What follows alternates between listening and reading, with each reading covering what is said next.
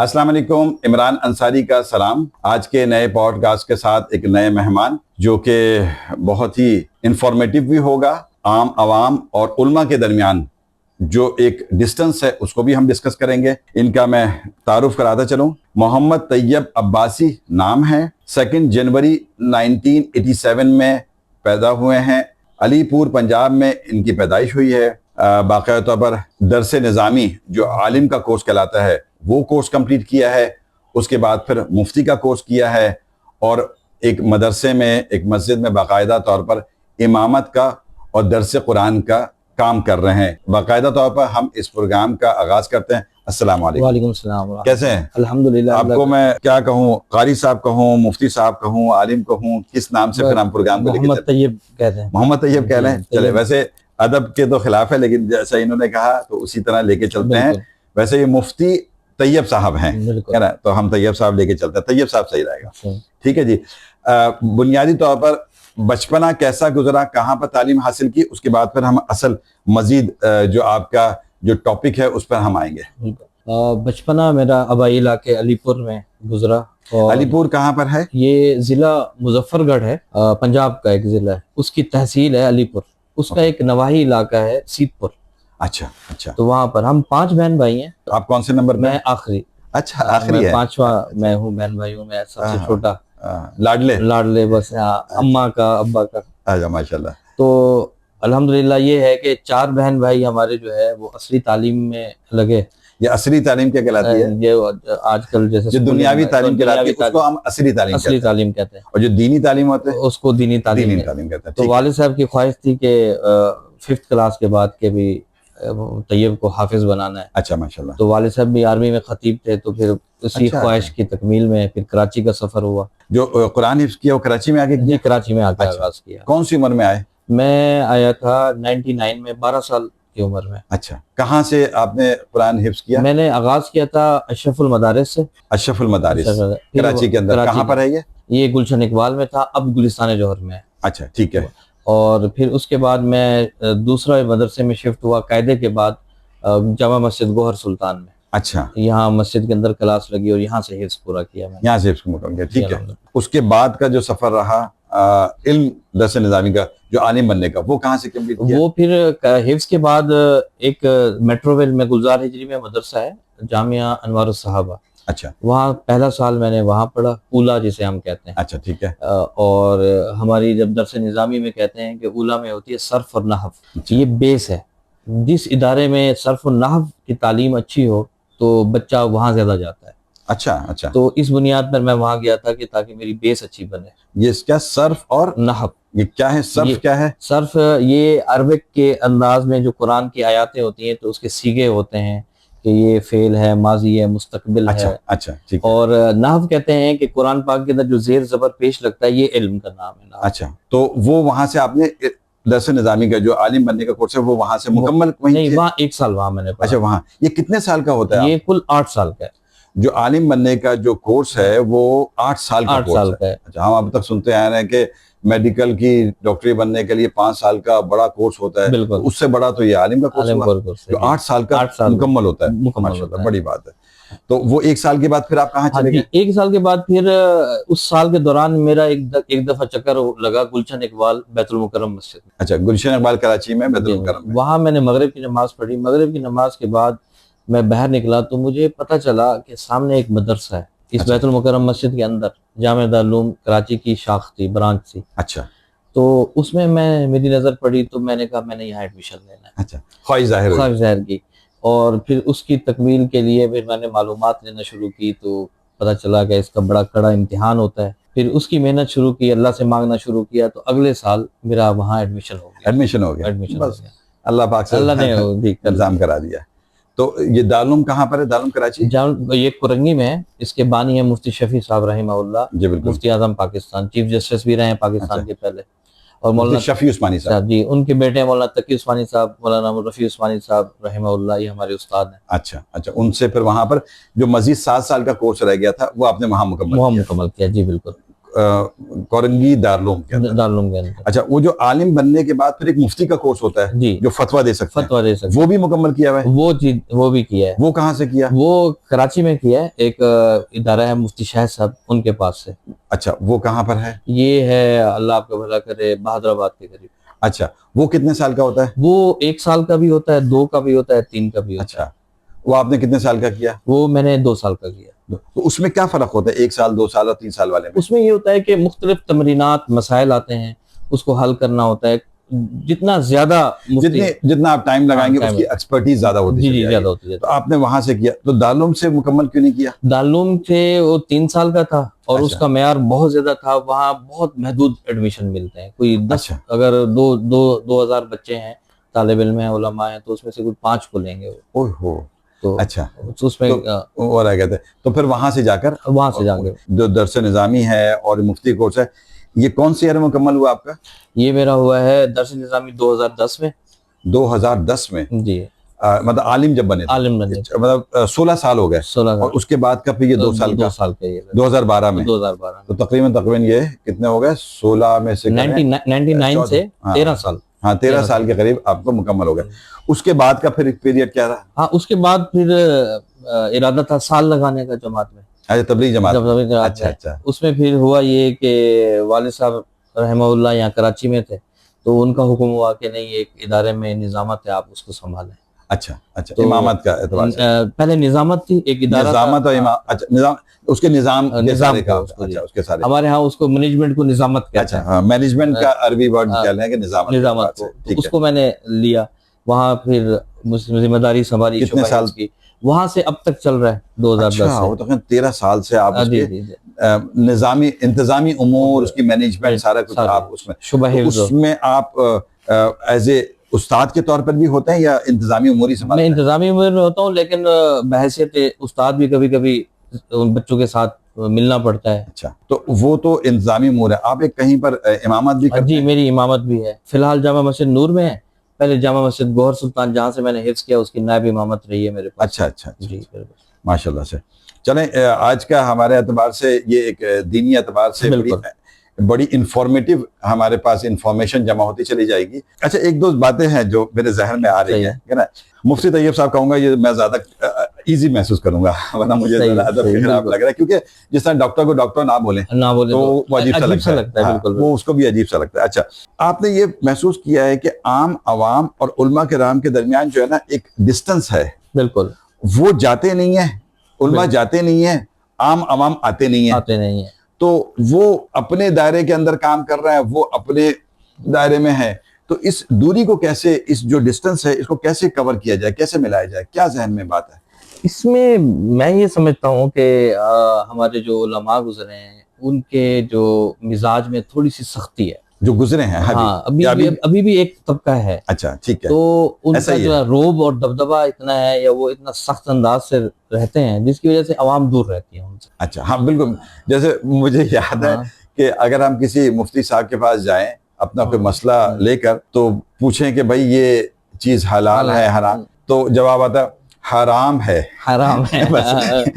اب وہ اس کا کوئی سلوشن نہیں بتاتے کہ یہ حرام ہے, اس کے بدلے میں اب ایسے کر رہے ہیں. بالکل. تو یہ اس کو تھوڑا سا محبت سے پیار سے بٹھائیں تو وہ اپنے سارے مسائل کو لے کے جائیں گے. ایسا ہی میرے پاس ایک نمازی ہے نوجوان سے ڈرتے ہوئے سہمے ہوئے, آپ کو ایک واقعہ بڑا دلچسپ سنا دوں. تو میرے ساتھ ایک بزرگ کھڑے ہوئے تھے بڑی عمر کے. انہوں نے کہا میں نے آپ سے بات کرنی ہے. میں نے کہا ٹھیک ہے. اب وہ بزرگ میرے ساتھ وہ جا ہی نہیں رہے. میں نے مجبوراً کہا کہ بتائیں مسئلہ. تو انہوں نے کوئی رمضان کے روزے کے متعلق مسئلہ تھا تو ان کے اوپر 2 مہینے کی قضا آ رہی تھی تو وہ ڈرتے پوچھ رہے تھے. تو اتنے میں انہوں نے جیسے ہی مسئلہ پوچھا میرے جواب دینے سے پہلے بزرگ کہنے لگے آپ نے بہت غلط کیا, آپ کو اپنا خیال نہیں ہے, آپ نے روزے کا خیال نہیں رکھا. پھر میں نے ان کو حالانکہ وہ عالم نہیں تھے وہ بیچ میں بس انہوں نے پھر میں نے ان سے کہا کہ میں نے کہا اگر کسی بندے سے, میں نے ان کو بھی مخاطب نہیں کیا, میں نے کہا کسی بندے سے اگر ایسا ہو جائے تو اس کے اوپر یہ کفارہ ہے, یہ معاملہ ہے. اور اس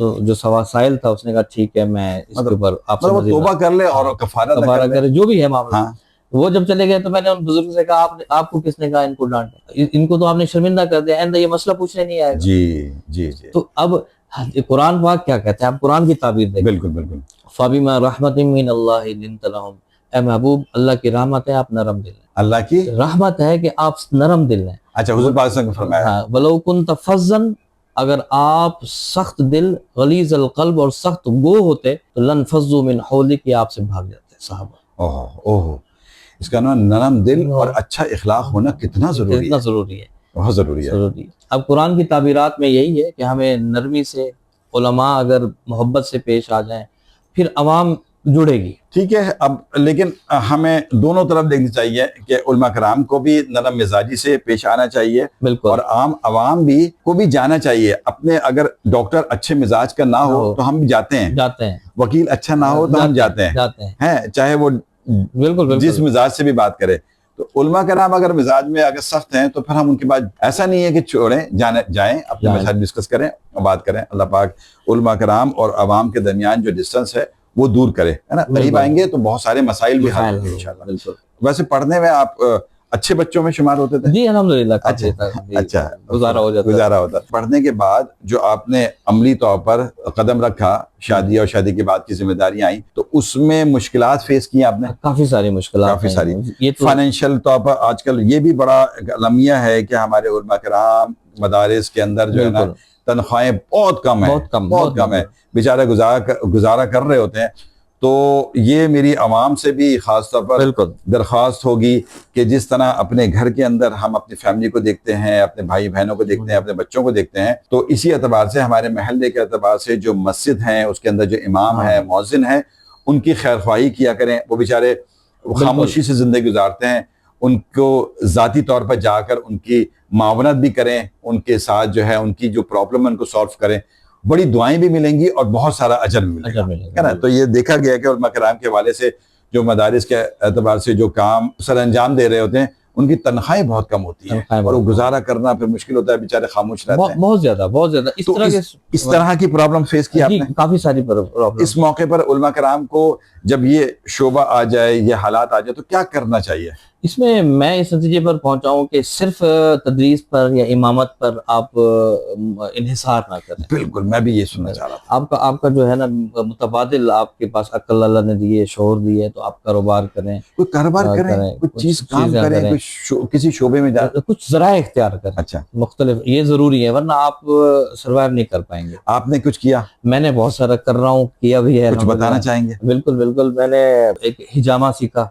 اچھا، حجامت سیکھا، اور اس کے بعد؟ اور اس کے علاوہ جو ہے اللہ آپ کا حجامے کو پریکٹیکلی طور پر بالکل اس کو سر انجام دے رہے ہیں. کہیں سیٹ اپ ہے؟ جی سیٹ اپ جوہر میں ہی ہے. اپنا سیٹ اپ کیا ہے؟ سیٹ اپ ہے الحمدللہ حجامے کے حوالے سے. جی بالکل، بہت زبردست. وہ بہت اچھا سیٹ اپ ہو گیا. اچھا جی الحمدللہ.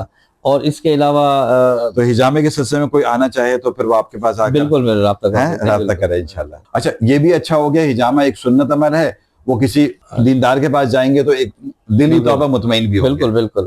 اچھا، اس کے علاوہ؟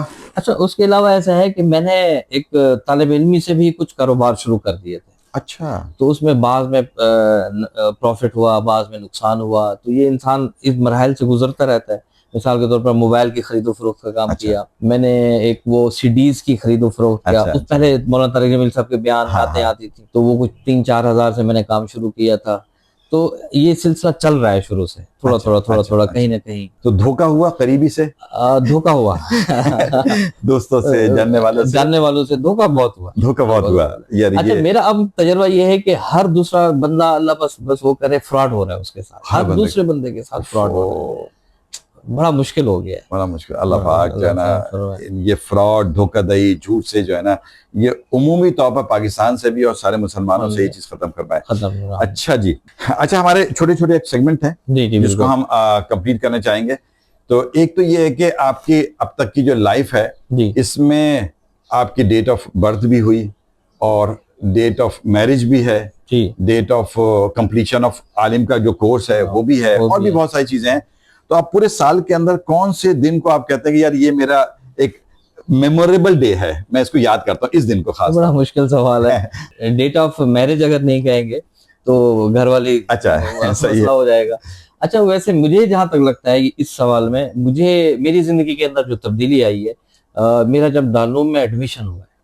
उस दिन को, हाँ उस दिन को मैं समझता वो हूँ। कौन सी तारीख है? वो 23 नवंबर 2004 में मेरा एडमिशन हुआ जामिया दारुल उलूम कराची में। उस दिन को मैं उस दिन को अपनी जिंदगी का वो दिन समझता हूँ कि जिसने मेरी जिंदगी को रफ तब्दील कर दिया। अच्छा, 23 नवंबर 2004 को, अगर हमारा 23 नवंबर को या नवंबर को हमारा कोई पॉडकास्ट हुआ, उसमें हम आपको विश करेंगे। बिल्कुल बिल्कुल ठीक है जी। बिल्कुल अच्छा, हमारा एक अलग सेगमेंट है, वो है लाइव कॉल का। ठीक है।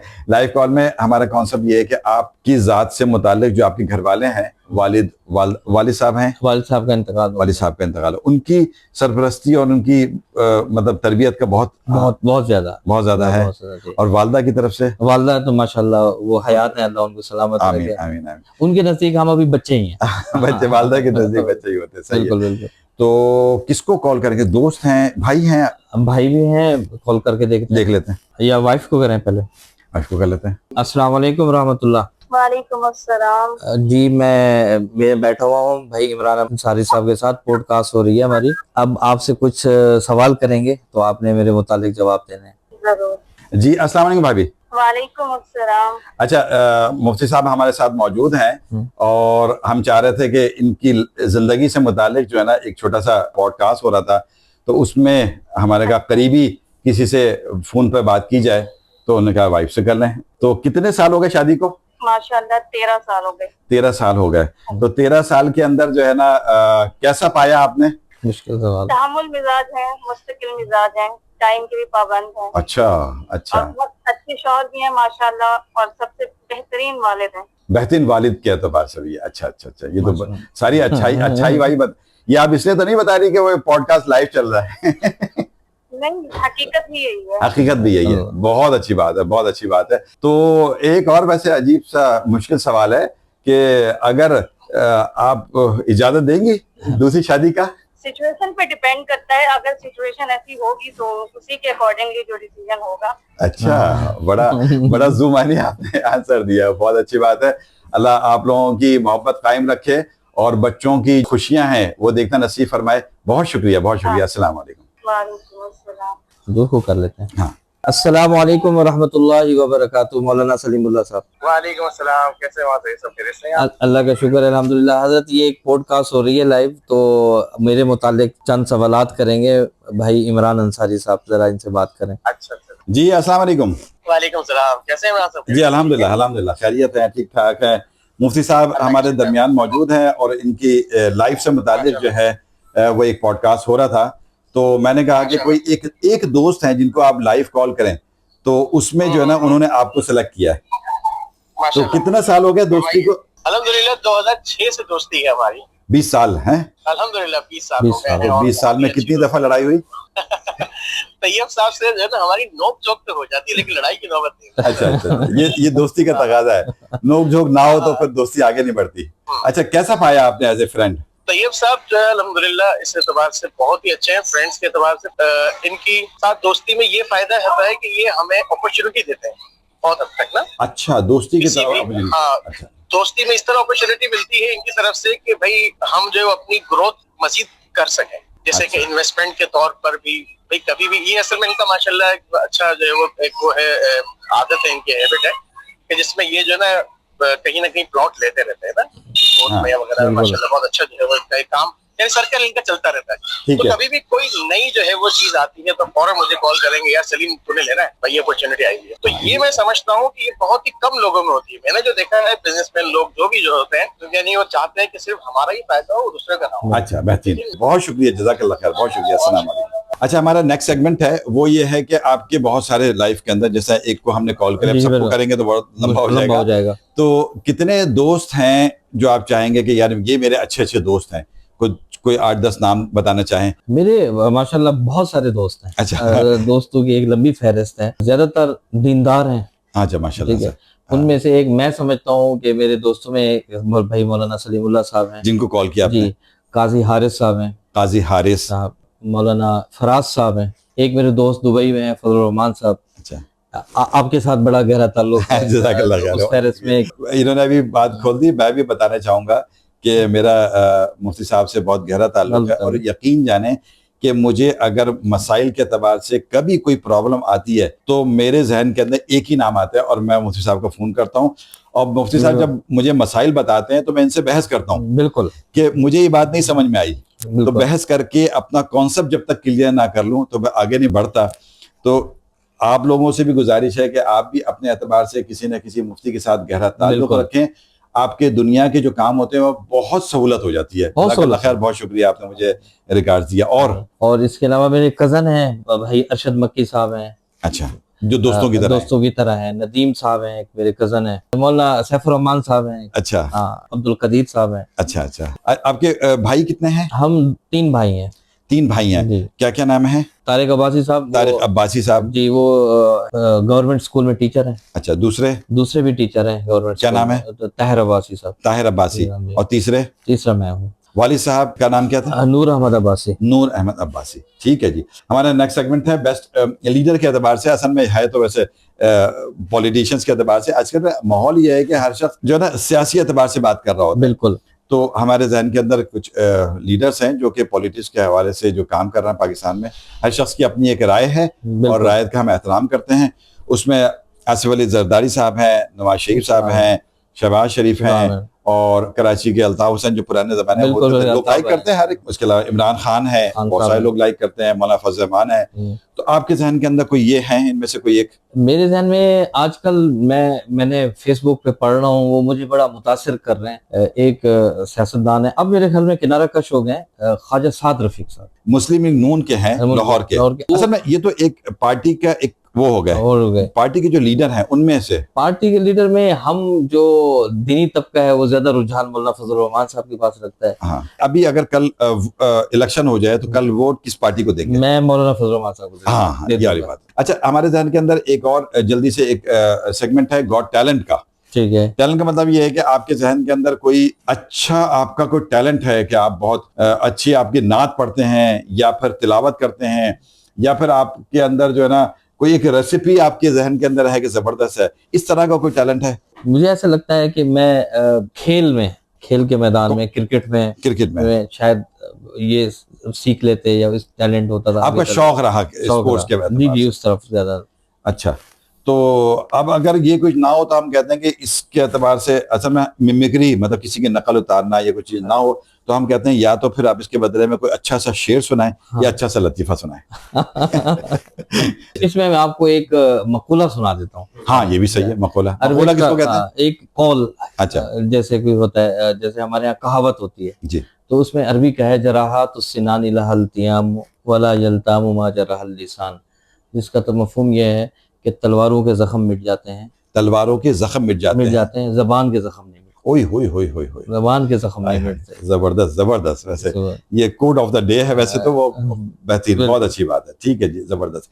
اچھا, ایک اور چیز رہ گئی تھی, وہ یہ تھا کہ آپ کا اب تک کا 2026 میں, آج ہم بیٹھے ہوئے ہیں 24 مئی 2026 میں ہم پوڈ کاسٹ کر رہے ہیں, تو آج سے ہم پیچھے چلے جائیں. آپ کے 13 سال کا پریکٹیکل ایکسپیرینس ہے. اگر ہم 13 سال پیچھے جائیں اور آپ کا یہ ایکسپیرینس ساتھ دیا جائے, جی, آپ کیا کرنا چاہیں گے؟ یہی ٹریک آئیں گے یا کوئی اور ٹریک یوز کریں گے؟ میں یہی ٹریک آؤں گا, لیکن جو کمیاں کوتاہیاں میں سمجھ رہا ہوں, ہاں, ان کو ختم کر کے میں زیادہ مؤثر انداز میں. جیسے ایک شخص اگر راستے میں اوپر ٹاپ پر پہنچتا ہے تو کہہ رہا ہے میں ٹریک یہی والا یوز کروں گا, لیکن جو غلط گلیوں میں چلا گیا تھا وہ نہیں جاؤں گا, لیکن ٹریک یہی والا ہے. وہ ہمارے شیخ الحدیث صاحب ہیں, استاد مفتی عزیز الرحمان صاحب سواتی مدد اللہ علیہ, وہ فرماتے ہیں کہ عقل بادام کھانے سے نہیں آتی, دھوکہ کھانے سے آتی ہے. تو انسان زندگی کے اندر جو ہے مختلف مراحل سے گزرتا ہے, غلطیاں کرتا ہے, سیکھتا ہے, بڑھتا ہے. نیکسٹ سیگمنٹ ہے, اس کو ہم کمپلیٹ کرتے ہیں. اس میں جو ہے نا ہمارے کوئی 10 پوائنٹس ہیں, اس کو ہم دیکھتے ہیں کہ کون سا اگر آپ کی لائف میں ہے تو ہم اس کو 1 کریں گے, نہیں ہے تو ہم اس کو 0 کر دیں گے. صحیح ہے نا.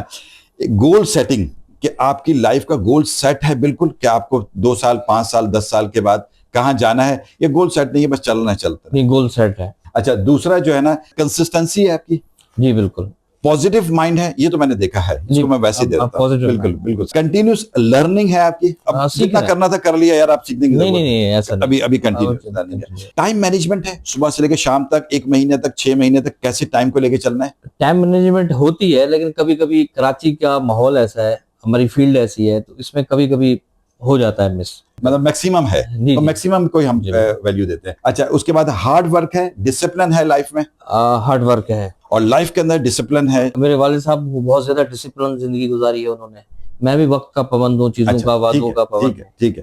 اچھا لرننگ فرام فیلئر ہے, یہ ہے لیکن کبھی کبھی ہو جاتا ہے, دوبارہ بھی ہو دوبارہ جاتا ہو جاتا ہے. یہ اپنی غلطی کی وجہ سے ہوتا ہے یا پھر سامنے سے دوبارہ دھوکہ کھا لیتے ہیں؟ ہے. مجھے لگتا ہے کہ میری اپنی کچھ, مثال کے طور پر اعتماد کر لینا. اچھا اس کو پھر میں زیرو کر دوں. اس کو زیرو کر اچھا سکتے اس کو ہیں, زیرو کر ہو دیتا ہوں. جاتا ہے. آپ کا گڈ ریلیشن ہے دوستوں کے ساتھ, جاننے بہت والوں؟ اچھا. اچھا زبردست. اس کا ٹھیک بہت ہے. میں سیلف بلیو ہے اپنے اوپر کہ جو میں کام کر رہا ہوں مجھے بلیو ہے یار میں یہ کام کر لوں گا. یہ میرے اندر پہلے نہیں تھا, اچھا لیکن میں نے اس کے اوپر کام کیا. اچھا اب مجھے لگنے لگ گیا ہے اتنا محنت کرنے کے بعد کہ ٹھیک ہو گیا. ٹھیک ہو گیا. Self blue. پرو ایکشن مطلب یہ ہے کہ کوئی کام کرنا ہے تو اس کو سوچنا زیادہ نہیں ہے بلکہ ایکشن لینا ہے, یا پھر یہ ہے کہ یار کرتے ہیں سوچنا زیادہ ہے, سوچنا زیادہ ہے, ایکشن کم ہے. ایکشن کم ہے. ہاں یہ ہے. تو یہ آپ کا 100 میں سے جو ہے نا 80% آیا ہے. 80% آیا ہے. یہ 20% جو ہے نا یہ آ گیا پرو ایکشن کا, اور جو ہے نا لرننگ فرام فیلئر. اس کا کام کرنے کی ضرورت ہے. اس پر کام کریں گے تو آپ کا 100% آئے گا. جب 100% ہو جائے گا تو پھر آپ سے ملنے کے لیے ٹائم لینا پڑے گا. اچھا ایک ویسے میں نے لائیو کال میں تو پوچھ لیا وائف سے کہ وہ تو انہوں نے تو ویسے بڑا پولیٹیکل سیاسی جواب دیا انہوں نے. بالکل. آپ کی ذات کے اعتبار سے آپ کیا سمجھتے ہیں کہ اس ماحول کے اندر جو آج کل کا ماحول ہے اس کے مطابق مرد کو دوسری شادی کرنی چاہیے, اس کو کرنی چاہیے, اور آپ کا بھی ارادہ ہے؟ دیکھیں میری جو مجلس دوستوں کے ساتھ محفل ہوتی ہے یا کہیں, میں کہیں بھی دوسری شادی کی بات نہیں کرتا. نہیں کرتے؟ ڈرتے ہیں؟ ڈرتا نہیں ہوں میں. نہیں, میرا یہ خیال ہے کہ آپ ذمہ داری پوری حقوق ادا کر پائیں گے یا نہیں, بچوں کی تربیت میں اثر پڑے گا. ہمارا تو ایک ماحول چل پڑا ہے کہ دوسری شادی ہر جگہ ذکر بھی ہو رہا ہے, تو مذاق میں ویسے زیادہ ہوتا ہے, کرتے کم ہے. بالکل. میرے ایک دوست ہیں قاضی حارث صاحب, ان کا بھی علی اعلان موقع پھر دوسری شادی نہیں کرنی. اگر پہلی بیوی اجازت دے دے تب بھی نہیں کرنی. ہاں اس لیے کہ اپنی وہی سیلف اپنا کانفیڈنس ہے. میرے اعتبار سے مجھے یہ ہے کہ میں اس چیز کو پورا کرنا میری لائف کے لیے مشکل ہو جائے. حضرت تھانوی رحمۃ اللہ علیہ نے 2 شادیاں کی. اچھا. تو وہ فرماتے تھے کہ دونوں میں انصاف کرنا مشکل ہے, حالانکہ وہ بہت انصاف کرتے تھے. ہاں اچھا. انصاف وہ خود کرتے تھے لیکن وہ کہتے تھے کہ مشکل ہو جائے گا. وہ تربوز آتا تھا نا, ایک بندے نے 2 تربوز لائے ہدیہ, تو انہوں نے نا دونوں کو آدھا کاٹا, اور اس کا آدھا اس کے ساتھ اس کا. بندے نے پوچھا دونوں دے دیتے, ایک اس بھی, انہوں نے کہا نہیں یہ ایک میٹھا کم ہو ایک زیادہ ہو, انصاف کیسے ہوگا؟ تو انہوں نے کہا یہ پیمانہ ہے, تو آپ کیسے کریں گے؟ مشکل ہو جائے گی, بہت مشکل ہو جائے گی. تو ہمارے اندر کمزوری بڑی ہے. ٹھیک ہے.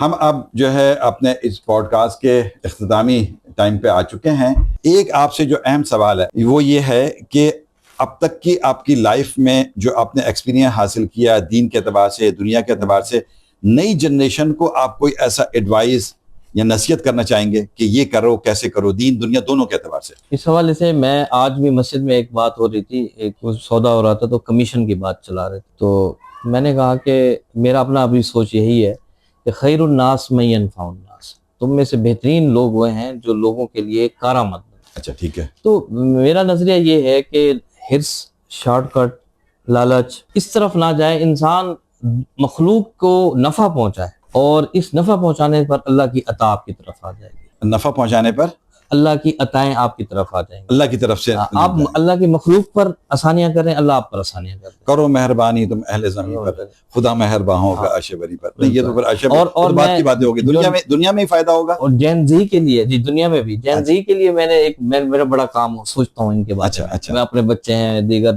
میرے بھتیجے ہیں, سب کے بارے میں, بھانجے ہیں, تو ان کے بارے میں سوچتا ہوں کہ 2-3 کام لازمی اپنی زندگی میں کریں. ایک محنت, مستقل مزاجی, محنت اور مستقل مزاجی, اور تیسرا جو ہے اپنے اندر اس محنت کے اندر اپنے اندر سکلز پیدا کریں, صلاحیت پیدا کریں, اور پھر اس کی قدر ہے آپ کی, آپ معاشرے میں مقام پا لیں گے. مستقل مزاجی, محنت, اور آپ اپنے اندر صلاحیتیں پیدا کریں.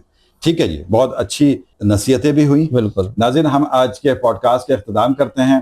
بہت ساری باتیں ہم نے ڈسکس کی, سیکھنے کو بھی ملا, بالکل معلومات بھی حاصل ہوئی ہمیں اس کے اندر, اور علماء کرام کے اعتبار سے اور عام عوام کے درمیان جو فرق ہے اس کو بھی ہم نے تھوڑی سی باتیں ڈسکس کر لیں. ذہن میں اور بھی سوالات آپ لوگوں کے بھی ہوں گے, ہمارے بھی ذہن کے اندر مزید ہو سکتا ہے, پوڈ کاسٹ کے بعد بھی آئیں. تو آپ سے گزارش ہے آپ کے ذہن کے اندر جو کچھ مزید سوالات آئیں تو کمنٹس میں ضرور لکھیے گا, تاکہ اب یہ ہمارا آنے والا نیا کوئی پوڈ کاسٹ ہو کوئی نئے کوئی عالم یا مفتی ہوں تو ہم ان سے یہ سوالات کر سکیں. بالکل. بہت شکریہ, جزاک اللہ خیر, السلام علیکم. وعلیکم السلام.